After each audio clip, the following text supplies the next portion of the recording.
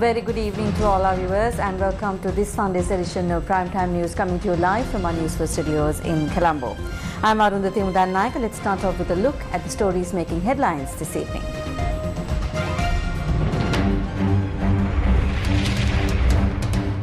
Cardinal repeats his call for justice for the 2019 Easter attack victims during Easter Sunday Mass.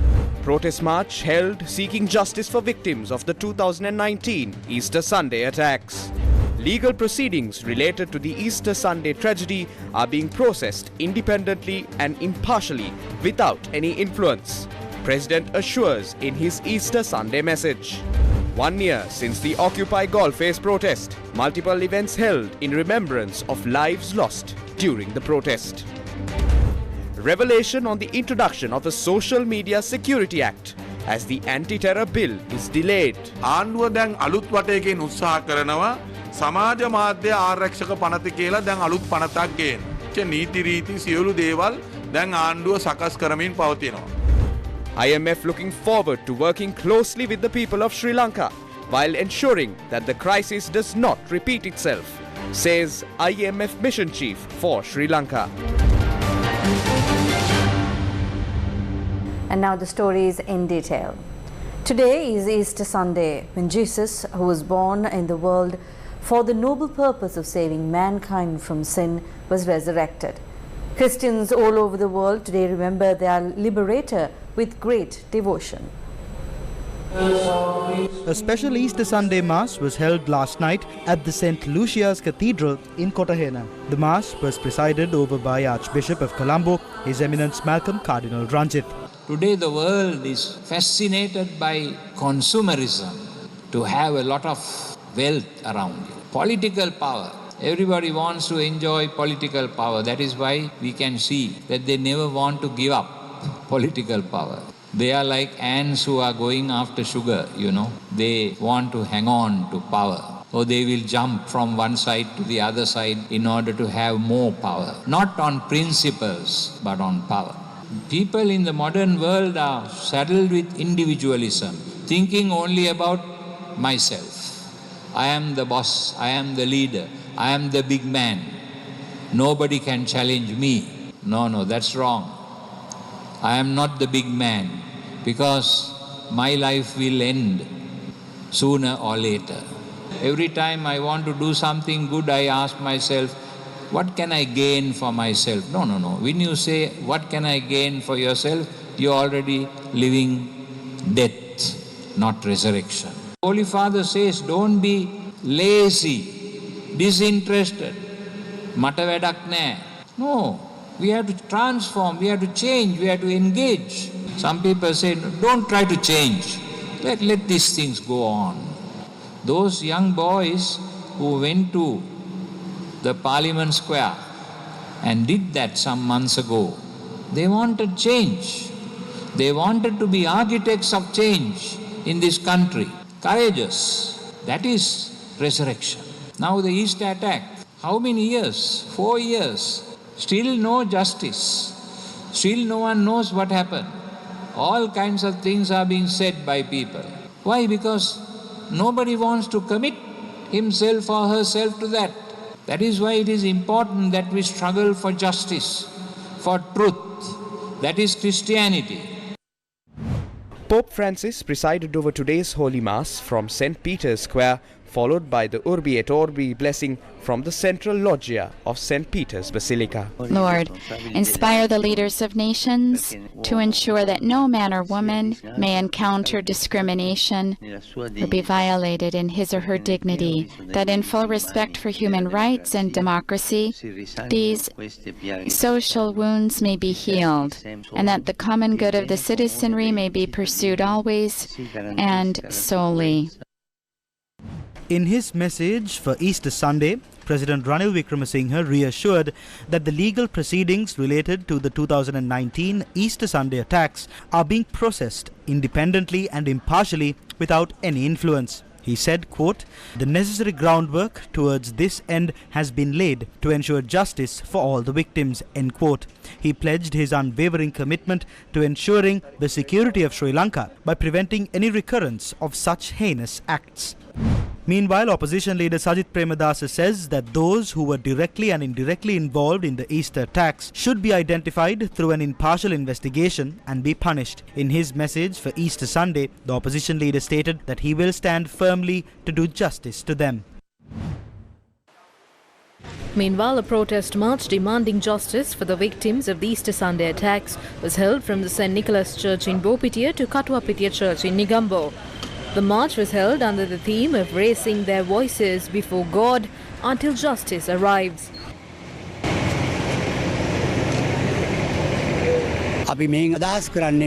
Our purpose through this is to speak to the hearts of the people who caused this destruction. We will go on this journey until justice is served by asking the Lord to do so. We were not told that we cannot even play a hymn. That means we are also forbidden to play songs that brings goodness and peace to the hearts of the people. We were also told to not put up posters or banners. We respect the law, but worse things are happening in our villages and in our country. We would like to question why the law does not apply to such things. Later, the group arrived at the Katuwapitia Church in Negombo and engaged in a prayer service in memory of those affected by the Easter Sunday attacks.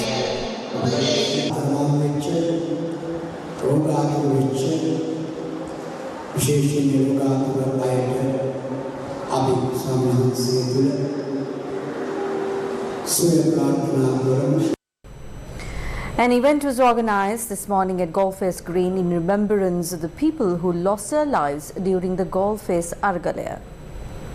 The event was organized on the occasion of the one-year anniversary of the Occupy Golface protest. Religious leaders led by the Mahasangha, independent activists and relatives of those who lost their lives during the struggle were present at the event.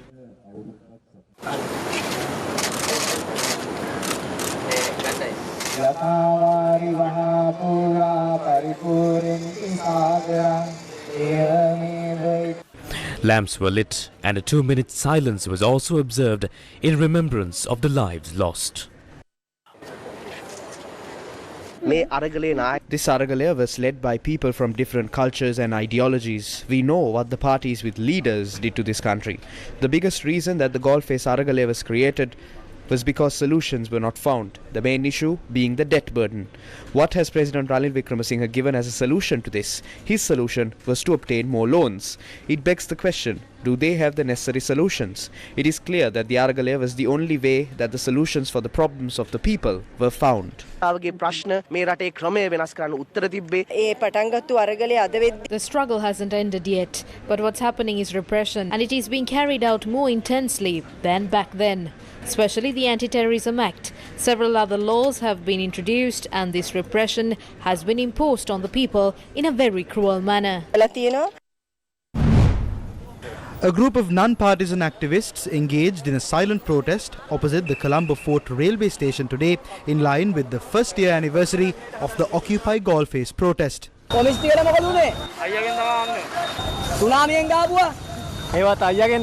The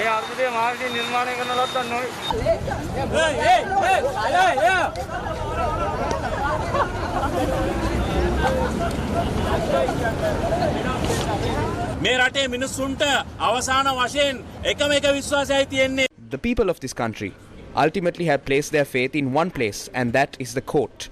Only the help of the court is left for the general public.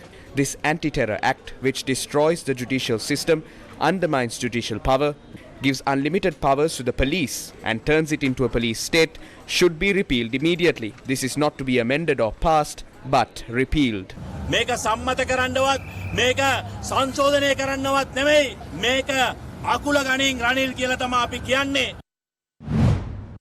What happened to the stolen national wealth? How will they be recovered? This was discussed by experts at a conference organized by an organization named the Sri Lanka Envisioned through the Aragalaya. This stolen wealth is probably already in an investment. Investments may be made in high-value properties like houses, jewelry or paintings. These things may be hidden in various places. Stealing assets in this manner cannot be done by a single person. There is a network. It may have lawyers, there may be accountants, people from the banking sector, there can be government officials. These funds get stolen based on the support of various people like this. This happens very quickly. Transparency International Sri Lanka estimates that it will take at least 10 years to reclaim and bring back the stolen assets. There are many successful countries who serve as examples in this regard. For an example, more than $1 billion was stolen by former ruler of the Philippines, Marcos. This has been recovered by the Swiss government. In addition, Nigeria is also a successful country in terms of asset recovery. That's why I said that we can still have hope. හොරාගත්ත dollar බිලියනයකට අධික ප්‍රමාණයක් නැවත ස්විස්ටර්ලන්තයෙන් ලබාගෙන තියෙනවා. ඊට අමතරව නයිජීරියාව වඩාත් සාර්ථක වෙච්ච රටක් ඇසට් රිකවරි සම්බන්ධයෙන්. ඒ නිසායි මම කිව්වේ බලාපොරොත්තු අත්හැරිය යුතු නෑ කියන කාරණාව. A protest organized by Youth Rights Collective was staged opposite the Borella bus stand this afternoon in memory of Daragalaya. 1 year ago, all of you got together and ousted a president who had a 2/3 majority. You were able to do so because you were entitled to the freedom of speech, because you were entitled to freedom of assembly, because you were able to unite as a group and work towards it. The new Anti-Terrorism Act contains the most dangerous provisions, especially the provision that directly influences the fundamental rights of the people, which can violate their rights and provide strict powers to the authorities who deal with some violations.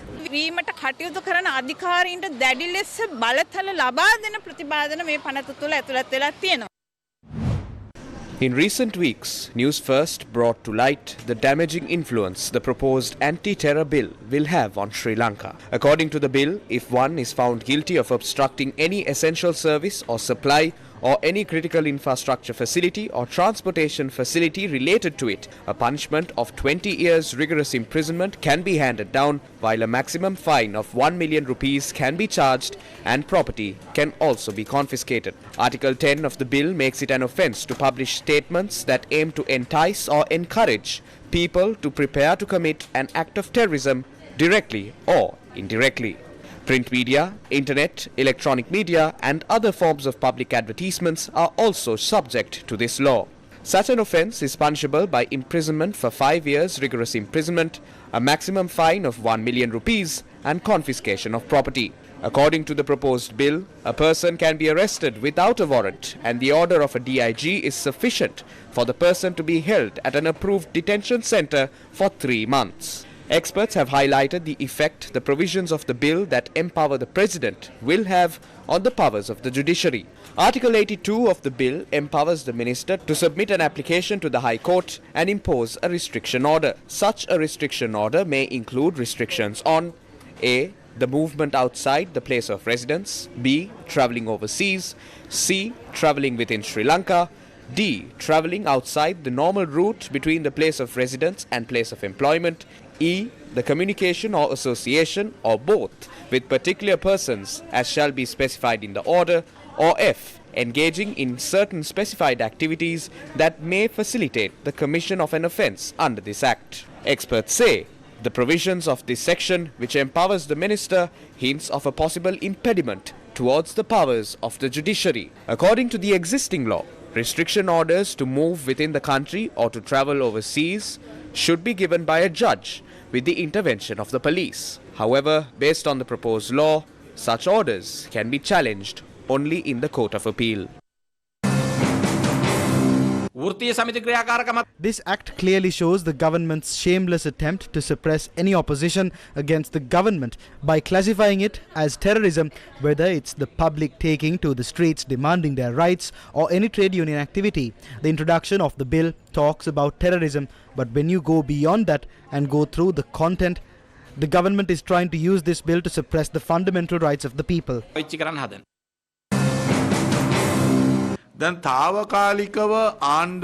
Although the government has temporarily withdrawn the Anti-Terrorism Act, the government is now trying a different method around it. According to the information we have received, they are trying to bring a new bill called the Social Media Security Act, and the government is preparing all necessary aspects to bring it into effect. The Social Media Security Bill can be presented to the Cabinet sometime next week. Now, the government has withdrawn the Anti-Terrorism Bill to some extent. But they are bringing this Social Media Security Act, and through that, the expression of opinion of the people in this country, as well as social media activists who propagate them, all of these will be controlled by the government. They are attempting to form a legal system which creates room for the rulers to do as they please. We believe the Aragale and the democratic battle is not over yet. We have to start with a new round. I would like to convey the same message that in the future, everyone will have to rally against it. ප්‍රජාතන්ත්‍රවාදී සටන තවම නිමාවට පත් වෙලා නැහැ. තව අලුත් වටයකින් අපිට පටන් ගන්න වෙනවා. ඉතින් ඒකට විරුද්ධවත් ඉදිරි කාලයේදී සියලු දෙනාටම පෙළ ගැහෙන්න වෙයි කියන පණිවිඩය මම මේ අවස්ථාවේ ලබා දෙන්න කැමැතියි. Addressing the 2023 World Bank Group IMF Spring Meetings, IMF Managing Director Kristalina Georgieva spoke about the challenges facing the global economy. She said the IMF is a source of stability in turbulent times for vulnerable middle-income countries. And we have stepped up support for vulnerable middle-income countries, including through a temporary increase of access levels so they can borrow more from the fund when more is necessary. Most recently, we have provided support to Ukraine, actually, I think, and to Sri Lanka. I actually think that for these countries that are doing so much heroically to overcome exceptional difficulties, it is our honor to be able to help you. And I'm going to give these two countries and all the countries that are struggling a big round of applause with your help. Stay firm in the face of difficulties. You have your friends and you have your IMF. We think of the IMF, and I believe rightly so, a source of stability in turbulent times. But I want to say that we recognize we have a set of members that are particularly vulnerable. And I want to make a double plea on their behalf. Help them handle the burden of debt, which has made life in this country so much harder because of multiple shocks in the last years. And secondly, help ensure that the IMF continues to be in a position to support them in the years ahead. About 15% of low-income countries are in that distress, an additional 45% are near it. About a quarter of emerging market economies are at high risk, facing default-like borrowing costs. And this has raised a legitimate concern about the potential wave of debt restructuring cases and how to handle them at a time when current restructuring has proven to be difficult with costly delays. In a video message, Senior IMF Mission Chief for Sri Lanka, Peter Brewer, says to tackle the enormous economic challenges that Sri Lanka is facing, everyone must come together to support the recovery and promote stable and inclusive growth. The solutions, but that's where everyone must come together to tackle this enormous problem. Sri Lankans must make efforts to continue on their way out of the crisis while supporting the less fortunate. The global community must support Sri Lanka in this effort so that it can once again be on a path of strong and inclusive growth. Working with the fund, the Sri Lankan authorities have put together an ambitious economic recovery program.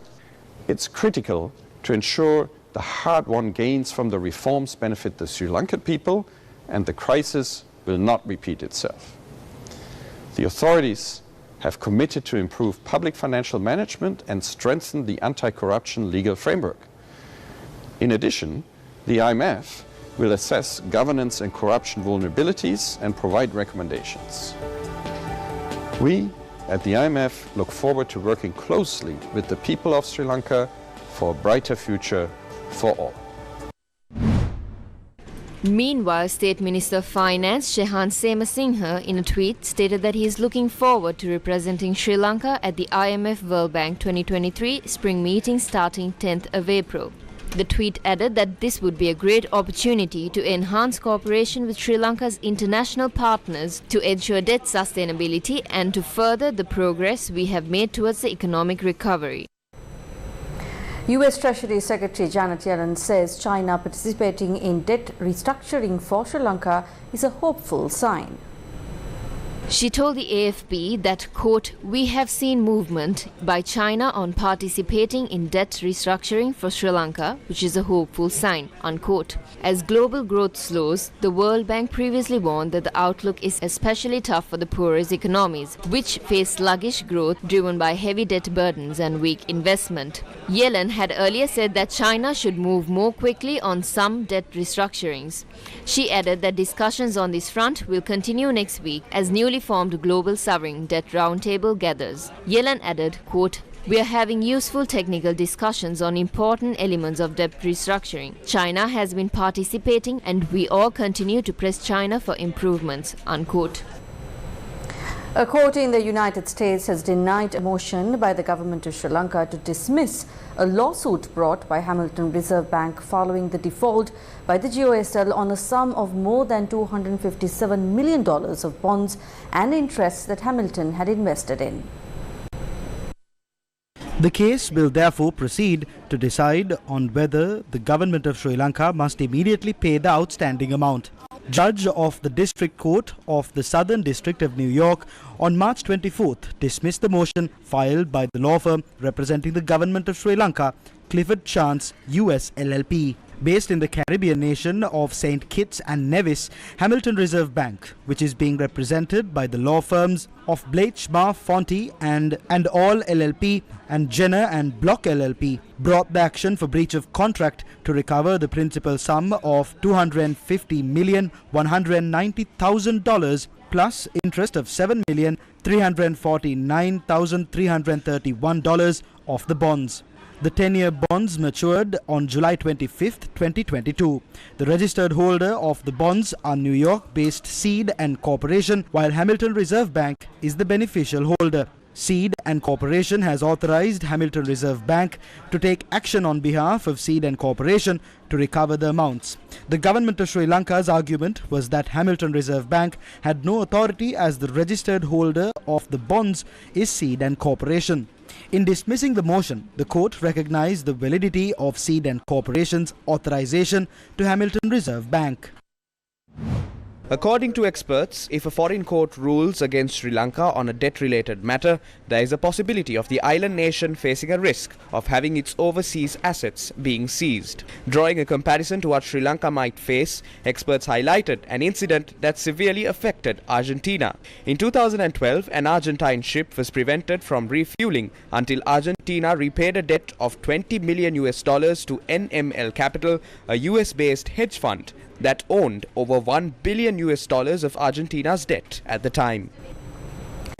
The region surrounding the Sea of Sri Lanka is a crucial geopolitical zone.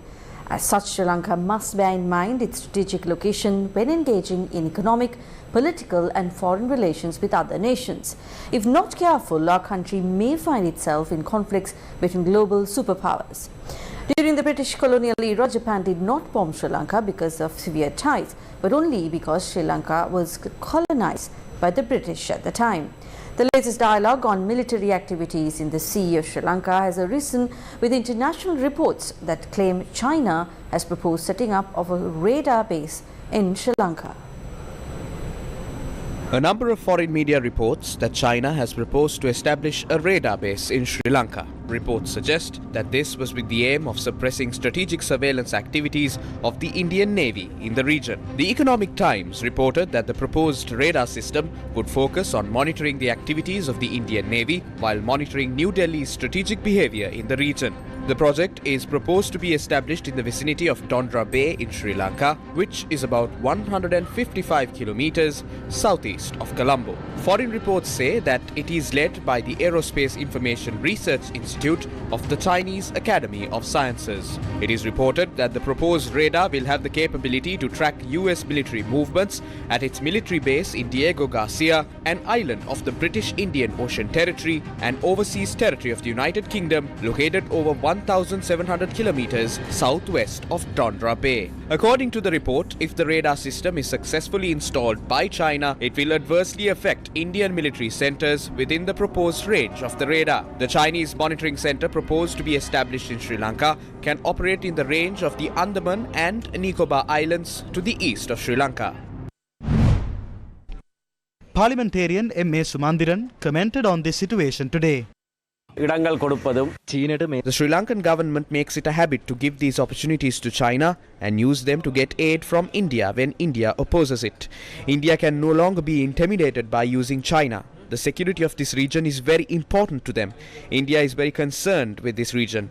If Sri Lanka was in the South China Sea, we would have spoken about China's security, law and justice. But Sri Lanka is 30 kilometers away from India. Then it is reasonable for India to be concerned about its own security. If Sri Lanka acts in a way that causes any form of damage to them, we would like to express our opposition to it. අපි එයට විරුද්ධත්වය ප්‍රකාශ කරනවා. ඉලංගை செயற்படுகிறதை நாங்கள் எப்பொழுதுமே எதிர்ப்போம். Meanwhile, Chief Minister of Tamil Nadu M.K. Stalin has requested the Indian Prime Minister Narendra Modi that in order to discover a permanent solution to the Indo-Lankan fishing problem, the Katchathiv Islands should be reclaimed by India. A letter constituting his demands was given to the Indian Prime Minister yesterday at the Chennai airport when Prime Minister Modi had arrived in Chennai. The Chief Minister of Tamil Nadu alleges that the Tamil Nadu fishermen are regularly being arrested by the Sri Lanka Navy for violating international maritime boundaries. He further requested to protect the traditional rights of the fishermen of Tamil Nadu in the coastal area of the Pork Strait to ensure their safety. M.K. Stalin has informed the Prime Minister of India that the government of Tamil Nadu reiterates that the traditional rights of their fishermen can be restored if the government of India reclaims the sovereign rights of the Katchathiv Island. Shakti in Sittare Kondatam, the Sinhala and Tamil New Year celebration organised by Shakti TV, got underway in Thalawakale, Nuwara earlier today. The event was followed by a musical show headlined by the Suryas band and is currently underway at the location. News first, Dithmini De Silva brings us more details from the municipal ground in Thalawakale, where the concert is being held.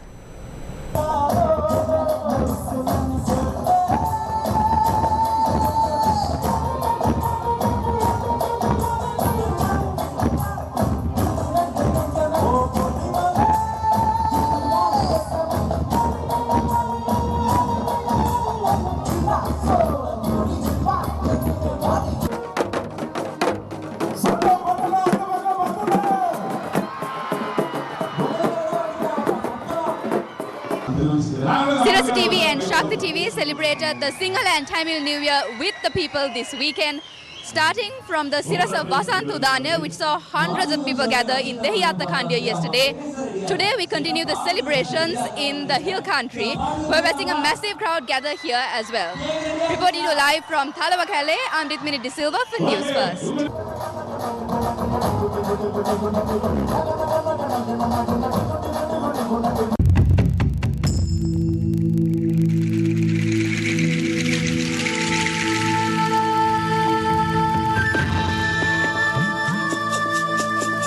A group including officials of the Nuwara Divisional Secretariat, OIC of the Thalawakale Police, state officials and the director of Shakti TV, Murugesu Kulendran, joined the opening ceremony of the event this morning. A number of traditional New Year games were held during the course of the event, with the winners being awarded prizes.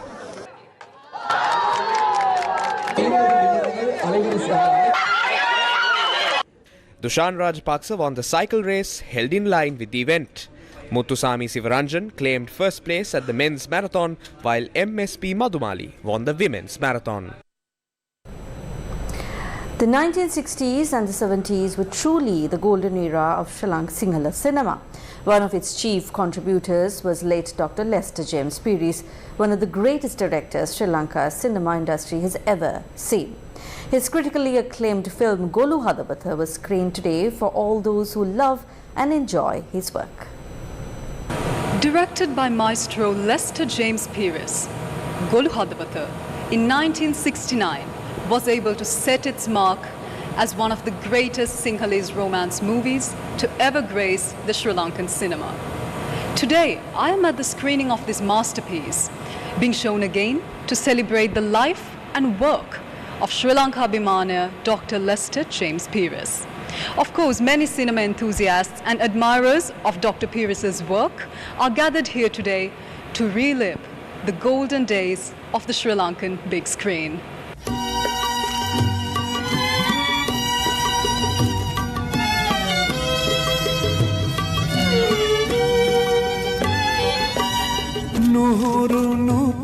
The occasion was graced by Anula Karunatilaka, who is best known for her portrayal of Dhammi in this blockbuster film. The screening of Golu Hadawatha was also attended by high-profile figures, including actors, politicians and diplomats. The Japanese ambassador to Sri Lanka, Mizukoshi Hidaiki, was also present at the event.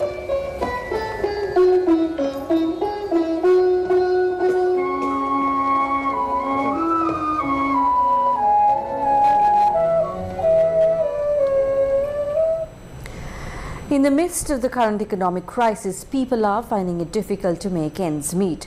Throughout this year, Government worked to provide relief to our own people who have been battered by the economic crisis. Government set out with relief items for the Sinhala and Tamil New Year, becoming a strength to our fellow Sri Lankans. In the midst of economic difficulties, our own people struggle to survive. Understanding this situation, Government stepped in to help. It launched yet another initiative to distribute dry rations. Through this project, which will be carried out until the 12th, dry rations are to be distributed to over 1,000 selected families across the island. Together with the coordination of the Gram Niladhari officers, the dry rations will be distributed to selected families under several criteria approved by the Divisional Secretariat. Today, Gammadda teams visited Galgamuwa, Hambantota, Alpitiya, Kegol, Mana, Akurassa, Kilinochchi, Vaunia and Trincomalee. Gammadda will always be with the people.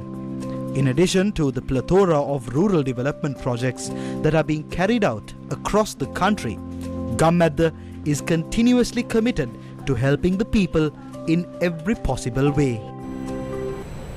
A protest took place in Jayala against the anti-terrorism bill and demanding justice for the victims of the April 21st attacks. Citizens took part in the protest, which was organised opposite a shopping complex in Jayala at around 5 p.m. this evening. They were protesting against the anti-terrorism bill that has drawn much public scrutiny in recent weeks, and they also demanded justice for the victims of the 2019 April 21st attacks.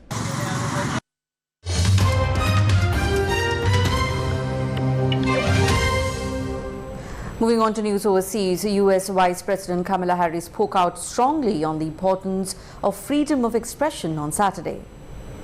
The Vice President spoke during a surprise visit to Fisk University in Nashville in the United States of Tennessee, where days before 2 members of the Tennessee State Legislature were expelled from the legislature by a vote of their fellow lawmakers after the 2 spoke out against gun violence. Their action came after a shooting at a preschool in Nashville where 3 9-year-old children and 3 teachers were killed. We are here understanding the broad shoulders upon which we all stand. Those fighters for freedom and liberty and justice. Those fighters who understood the truth must never be stifled or silenced when it is on behalf of the people. A democracy allows for places where the people's voice will be heard and honored and respected. China has simulated precision strikes against key targets on Taiwan and its surrounding waters during a second day of military drills. The drills, which Beijing has called a stern warning to the self-governing island, are a response to Taiwan's president visiting the US last week. As the Chinese military simulated an encirclement of the island, the US urged China to show restraint. Taiwan said at least 71 Chinese jets flew around the island on Saturday. Taiwan also said 45 warplanes either crossed the Taiwan Strait median line, the unofficial dividing line between Taiwanese and Chinese territory, or flew into the southwestern part of Taiwan's air defense identification zone. 9 Chinese ships were also spotted. The operation, dubbed Joint Sword by Beijing, will continue until Monday. Taiwanese officials have been enraged by the operation. On Saturday, defense officials in Taipei accused Beijing of using President Tsai's US visit as a, quote, excuse to conduct military exercises which has seriously undermined peace, stability and security in the region, unquote.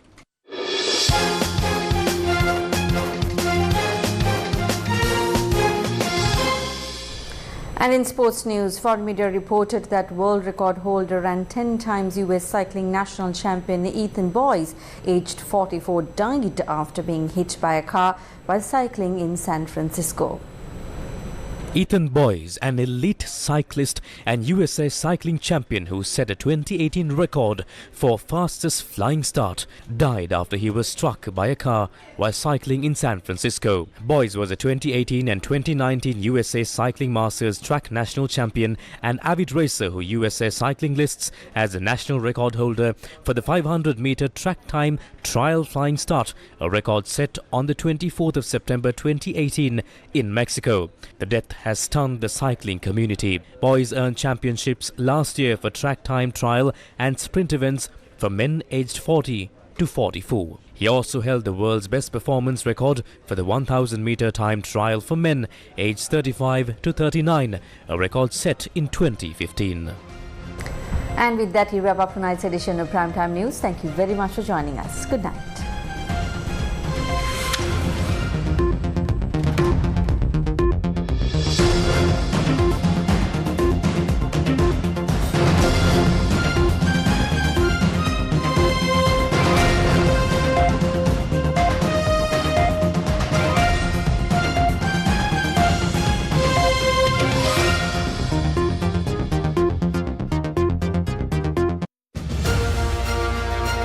උගත මනා ශිල්ප